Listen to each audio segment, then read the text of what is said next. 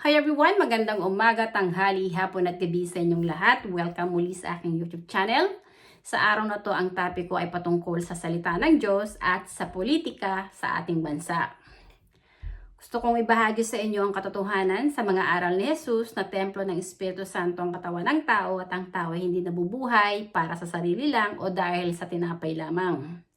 Ang katotohanan, ang nagbibigay ng buhay sa ating mga tao ay ang mismong presensya ng Espiritu Santo na siyang may pag-aari ng ating katawan at kaluluwa. Ang ating kaluluwa ay siyang buhay at espiritu na tinanggap natin sa Espiritu Santo na siya ring aalis sa ating katawan kung kaya tayo mamamatay at lilisan dito sa mundo. At ang ating kaluluwa ay siya ring huhukuman bago pa natin marating ang ating huling hantungan. At may dalawang pupuntahan ang kaluluwa ng tao. Kung naging mabuti ka, naging tapat ka, at sumasamba at sumasampalataya ka sa Espiritu Santo na nanaan sa katawan mo na siyang kinikilala mong iyong amang espiritual at Diyos na may pag-aari ng buhay mo, magiging kaisa ka ni Jesus na anak ng Diyos, na anak ng Espiritu Santo, na ipinanganak sa Espiritu. Pero kung ang puso mo ay sumasalungat sa katotohanan, nagmamatas at nagmamayabang, sinasalungat mo ang Espiritu Santo na siyang Diyos na may pag-aari ng buhay mo, ang kaluluwa mo ay nasa panig ng demonyong si Satanas. Isa kang hambog, isa kang sinungaling, na nagmamataas at nagmamayabang mismo sa Espiritu Santo na nanaan sa iyong katawan. At sa araw na to, ang topic ko ay, Leila de Lima, alam mo ba na ang sinungaling ay anak ng demonyo? Katulad ng sinabi ni Jesus, templo ng Espiritu Santo ang katawan ng tao. At ang kasalanan na walang kapatawaran ay kapag nilapastangan mo ang Espiritu Santo. Bilang DOJ sa ating bansa, alam mo, Leila de Lima, na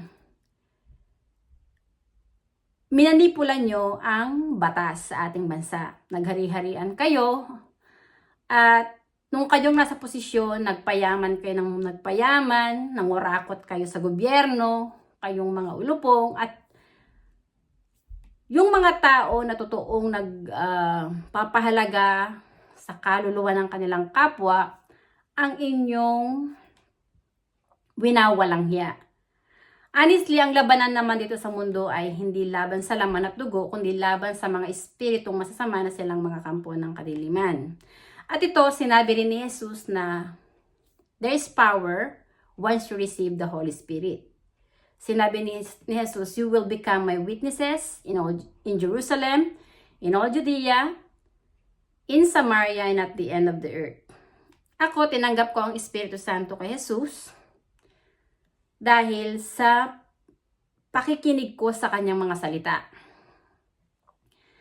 Nakilala ko ang sarili ko na hindi pala ako nabubuhay para sa sarili ko lang o dahil sa mga bagay na nakikita ko dito sa mundo. Kaya ako umiiral at nabubuhay dito sa mundo ay dahil sa presensya ng Espiritu Santo na siyang parati kong kasama. Ang Espiritu Santo ay ang siyang amang espiritual na aking sinasamba, iniibig ng higit sa lahat at pinaglilingkuran. At dahil tinawag ako ng Espiritu Santo na magsalita patungkol sa Kanya, ang mission ko ay magpahayag ng katotohanan at sabihin sa inyo kung sino ba talaga yung mga kampo ng kadiliman. Honestly, kayo dilima, hindi nyo talaga gugustuhin si Tatay Digong dahil hindi si Tatay Digong katulad nyo. Ang puso nyo, hindi katulad ng kanya. Dahil si Tatay Digong mapagkumbaba, mapagmahal sa kanyang kapwa, mapangalaga, at hindi niya winawalang hiya ang mga tupa ng Espiritu Santo. Dahil yung katawan ng tao, templo yan ng Espiritu Santo. So, alam ng Espiritu Santo kung sino yung kanyang mga tupa. At alam din ng Espiritu Santo kung sino yung mga kambing na nasa panig ng demonyong si Satanas. Honestly, gusto ko lang ibahagi sa inyo na Ang Espiritu Santo ay ang espiritu ng katotohanan, espiritu ng katarungan, at espiritu rin ng hustisya. Ay ang Diyos na makapangyarihan at walang sino mang sinungaling ang makapanlililang sa Espiritu Santo. Honestly, bilang na yung mga araw mo, Leila de Lima. Yung kasinungalingan mo, hindi ka niyan mailalayo. May ista ka lang. At ang kasinungalingan, wala yang idudulot na kabutihan sa sarili mo, kundi ilulubog ka niyan. Ilalayo ng kasinungalingan mo ang puso mo sa tama at sasalungatin mo at lalapastanganin mo ang Espiritu Santo na siyang Diyos na may pag-aari ng buhay mo. Dahil magiging mapagmataas ka at mayabang, gawa ng iyong pride. Hindi mo tatanggapin ang kamalian mo dahil gawa ng iyong pride. Pero hindi mo kayang lilangin ang Espiritu Santo na siyang Diyos na may pag-aari ng buhay mo at ng buhay nating mga tao. Dahil isa lang ang Espiritu Santo na nananahan sa katawan ng tao, ang siyang nagbibigay ng buhay. Kay Jesus noon, nung si Jesus ay naririto pa sa lupa, ay ang siya ring Diyos na nagbibigay ng buhay sa buong sangkatauhan. Sinabi ni Jesus na sa huling panahon, ang mga tao ay magiging maibigin sa kanilang sarili at sa pera. Alam ko naman na naging hudas ka sa pamumuno sa ating bansa dahil mas minahal mo ang pera. Pinalaganap nyo ang droga, which is yun naman ang ayaw ni Tatay Digong dahil gawa ng droga, maraming pamilya ang nawawasak, nasisira, at maraming mga kabataan ang minomolestya at pinapatay ng mga adik. Dahil ang mga adik nawawala sa sarili nila, katinuan at nagiging zombie sila. Kaya marami na namang zombie sa ating bansa dahil yung ating Pangulo ngayon na si Bongbong Marcos ay zombie yun. Bangag yun gawa ng droga. Ang droga wala yung idudulot na kabutihan sa'yo dahil yung droga, biyaya yan ni Satanas sa mga taong sumasamba kay Satanas. Na ang iniibig ay ang pera at hindi ang Espiritu Santo na nananaan sa kanilang katawan. Honestly, Leila de Lima, ang kaluluwa mo ay nasa kadiliman. Ngayon, na inuusig ka na nga rin ngayon sa Senado, ginigisa ka na, sinungaling ka pa rin. Ayaw mo pa rin aminin ang katotohanan. Ngayon, hinahamon ka na ni Tatay Digong na kasuhan mo siya.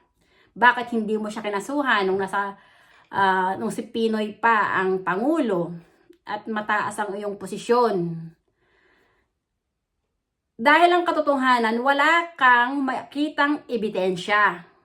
Wala kang masabing magpapatotoo na si Tatay Digong ay may ginagawang kamalian.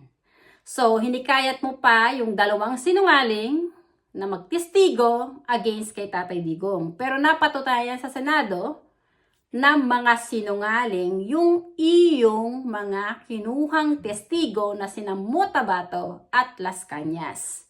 Yung katawan ni Las Cañas at ni Motabato, templo rin yan parehas ng Espiritu Santo. Ang Espiritu Santo rin ang lumikha sa kanila na may pag-aari ng kanilang buhay. Tayong mga tao, magsinungaling man tayo sa ating kapwa, pero hindi tayo makakapagsinungaling sa Espiritu Santo na siyang nananaan sa ating katawan, na siyang Diyos na umiiral na nagbibigay ng buhay sa atin. Dahil yung ating katawan, templo yun ng Espiritu Santo. At ang Espiritu Santo ang may hawak ng ating buhay. Siya yung lumikha sa atin. So, wala tayong maitatago sa Espiritu Santo. Alam ng Espiritu Santo kung anong nasa isip natin. Alam ng Espiritu Santo kung anong nasa puso natin. Alam ng Espiritu Santo kung ang puso mo ay mapagmataas at mayabang sa Kanya. At alam ng Espiritu Santo kung ang puso mo ay mapagkumbaba na naglalakbay ka sa Espiritu at katotohanan at pinapahalagahan mo ang kaluluwa mo at ang kaluluwa ng iyong kapwa. At mas iniibig mo ang Espiritu Santo na siyang iyong Diyos. Kapag pumanig ka sa mali, ang puso mo ay nasa panig ng demonyong sa Satanas na sinungaling. Kapag pumanig ka sa katotohanan, ang puso mo ay nasa panig ng Diyos, ng Espiritu Santo, dahil ang Espiritu Santo ay ang Diyos ng katotohanan. Narito na tayo sa huling panahon at maraming mga tao ang hindi nakakaunawa na ang may pag-aari ng kanilang buhay ay ang Espiritu Santo. Ang Espiritu Santo ang nagbibigay ng buhay sa tao. Ang naging misyon ko ngayon ay magpatotoo na si Jesus ay Mesiya ng Diyos, anak ng Diyos. At ang Espiritu Santo na hindi natin nakikita ng mata ay ang siyang totoong nag-iisang Diyos na umiiral ang nagbibigay ng buhay sa ating mga tao. Ang naging misyon ni Jesus ay hulihin ang mga kaluluwang naliligaw ng landas, na maglakbay, na may pagpapahalaga sa kanilang kaluluwa. Pero kayo, Leila de Lima, katulad din na Hontiveros, Risa Hontiveros, sina Leni Robredo, kayong mga dilawan, ang mga kaluluwa nyo honestly nasa kadiliman. Hindi nyo nakikita ang katotohanan na yung mga ginagawa nyong mga katarantaduhan at kasinungalingan ay bukas na aklat sa mata ng Espiritu Santo dalang may pag-aari ng buhay nyo ay ang Espiritu Santo at hindi ang sarili nyo. Narito na tayo sa huling panahon. Ang Espiritu Santo, ang nagbibigay ng buhay sa tao, ay narito sa ating mundo. Siya yung bumabalik para bawiin ang kaluluwa sa tao kung kaya mamamatay ang tao. Ang Espiritu Santo nananahan yan sa ating katawan, na parating kasama ng ating kaluluwa. Ang ating kaluluwa, yun yung anak ng Espiritu Santo. Kapag ipinanganak ng muli ang kaluluwa mo sa Espiritu, kikilalanin ka ng Espiritu Santo na anak niya. Pero kung ang kaluluwa mo, hindi pa yan muling ipinanganak sa Espiritu, maglalakbay ka lang sa nakikita ng iyong mata. Hindi mo makikita ang katotohanan na kaya ka pala nabubuhay at umiiral dito sa mundo ay dahil sa presensya ng Espiritu Santo na siyang Diyos na parati mong kasama. Honestly, si Jesus hindi siya babalik ng pisikal.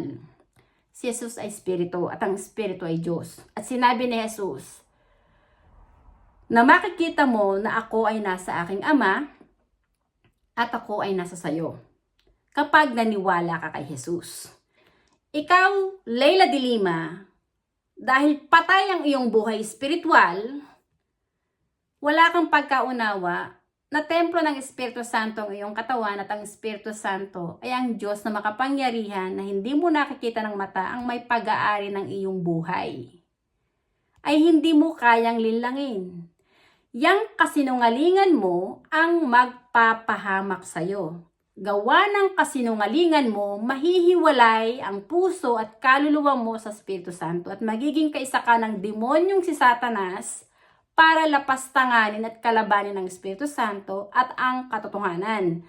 Dahil ang puso mo ay namarkahan na ng demonyong si Satanas na maging mapagmataas at mayabang sa Espiritu Santo, na maging kaisa ka ni Satanas na Judas na sinungaling. Honestly, dito sa mundo nating ginagalawan, ang dalawang espiritu na naglalaban ay ang espiritu ng katotohanan at espiritu ng kasinungalingan. Ang espiritu ng katotohanan ay ang banal na espiritu. At ang espiritu ng kasinungalingan ay ang demonyong si Satanas na nagmamataas at nagmamayabang sa Espiritu Santo.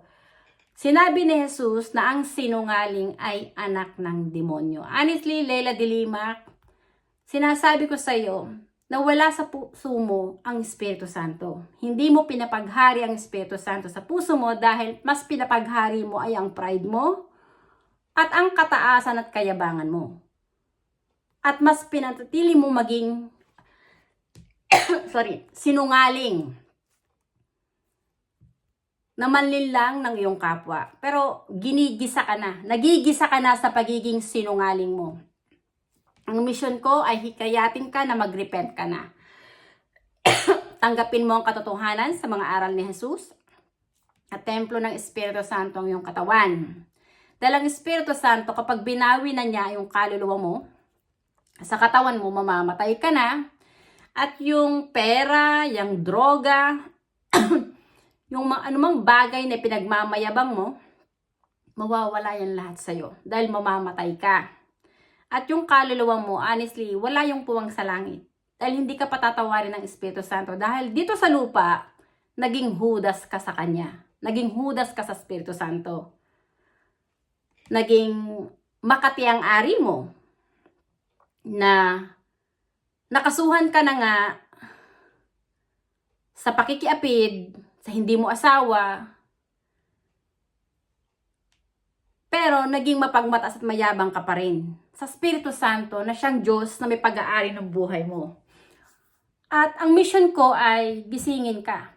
Magsisi ka na at magbalik loob ka sa Espiritu Santo bago pa man bawiin ng Espiritu Santo ang kaluluwa mo. Dahil kapag nabawi na ng Espiritu Santo ang kaluluwa sa katawan mo, wala ka ng chance para magsisi at magbalik loob sa Espiritu Santo para patawarin yung kasalanan mo.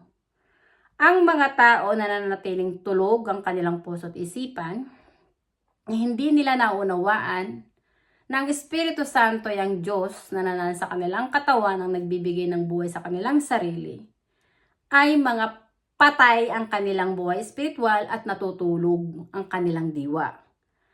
At mas iniibig nila ang pera at ang kasakiman dito sa mundo. Pero ang buhay nating mga tao ay may simula at katapusan dahil ang Espiritu Santo na nananahan sa ating katawan ay ang siyang Alpha at Omega. Honestly, si Jesus hindi siya babalik pisikal. Ang Espiritu Santo at si Jesus parati magkasama. Dahil Espiritu si Jesus at ang Espiritu Santo ay Espiritu rin. At ang Espiritu ay Diyos.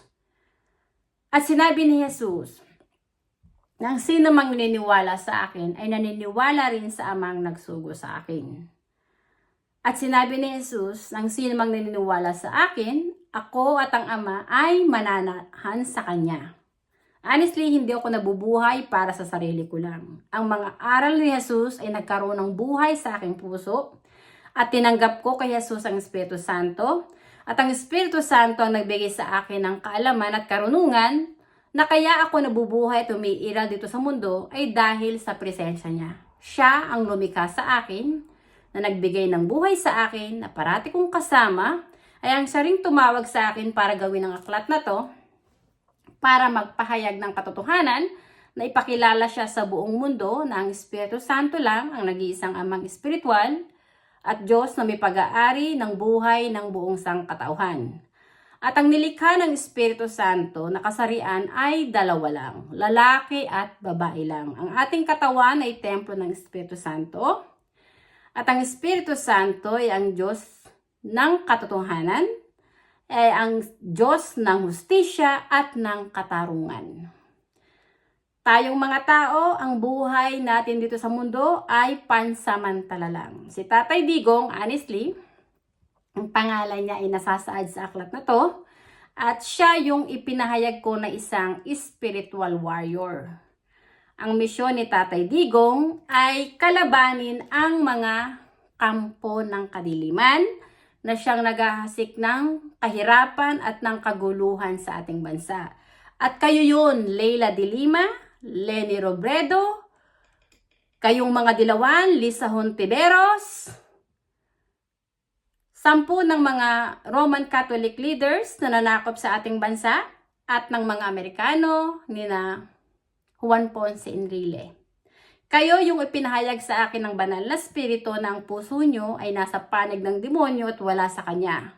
Dahil ang puso nyo ay ganid sa posisyon at mga mukha kayong pera. Sinabi ni Jesus na sa huling panahon, magkakaroon daw ng labanan. Ang mga bawat nasyon at bawat kaharian, magkakaroon ng mga kalamidad, ng mga earthquake, ng mga peste, at kung ano-ano pa. Honestly, yung mga nagaganap na mga kalamidad na sa ating mundo, yung pagkakaroon ng mga baha, ng bagyo at baha, ng lindol, parusa na yan ng Espiritu Santo sa mga tao. Dahil maraming mga tao na ang tumalikod sa Espiritu Santo at lumalapastangan sa Espiritu Santo na mas inibig nila ang kanilang sarili at pera. Pero ang hindi naunawa ng mga hangal, ang buhay nila dito sa mundo ay pansamantala lang at ang kanilang kaluluwa ay babalik sa Espiritu para humarap sa paghuhukom. At ang maghuhukom sa ating kaluluwa ay ang Espiritu Santo at hindi si Jesus. Dahil sa langit, ang hari doon ay ang Espiritu Santo na siyang totoong amang espiritual na nagsugo kay Jesus, na parating kasama ni Jesus. Si Jesus, honestly, ang kaluluwa niya ay nasa langit dahil pinabanal siya ng Espiritu Santo at anak siya ng Espiritu Santo. Kaya siya, ang kaluluwa niya ay nakapasok sa langit dahil kinilala ng Espiritu Santo na anak siya ng Espiritu Santo.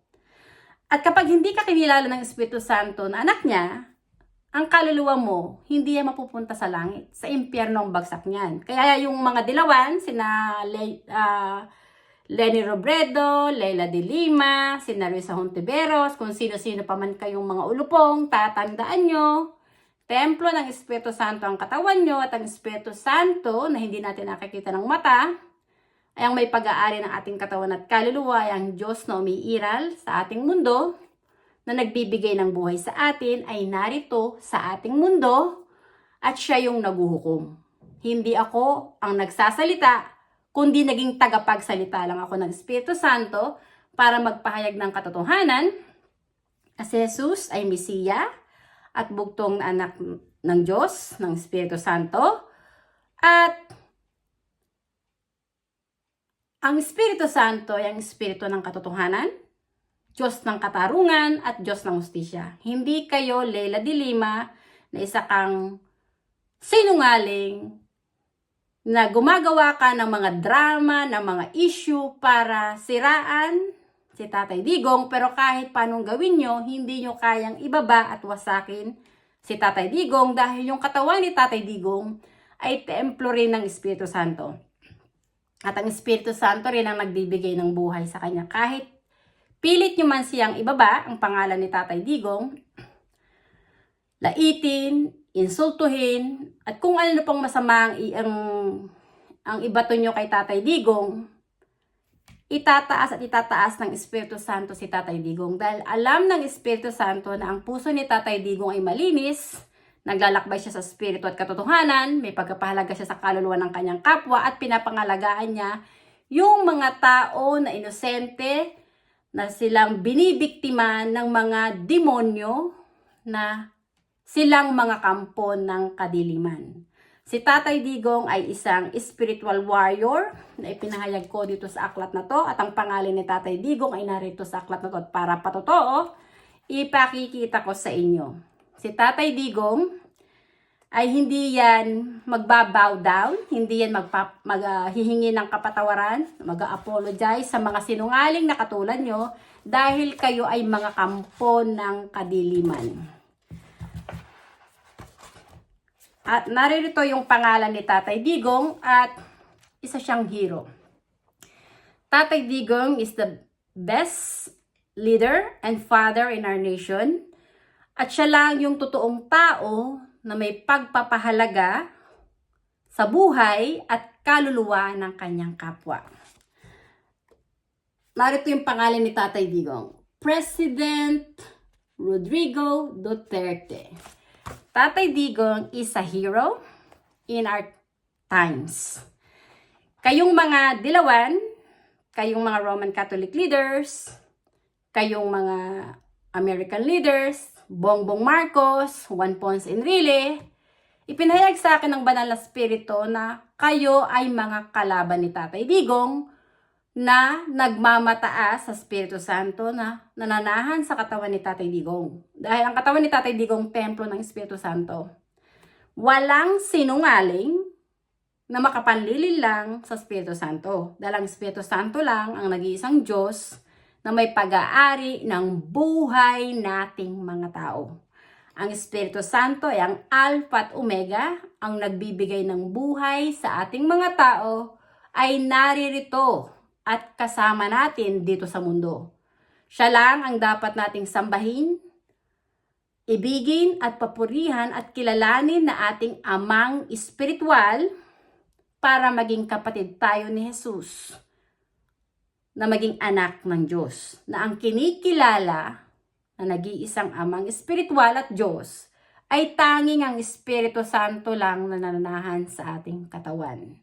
Maraming salamat sa inyong pakikinig at hanggang sa muli. Bye! Thank you!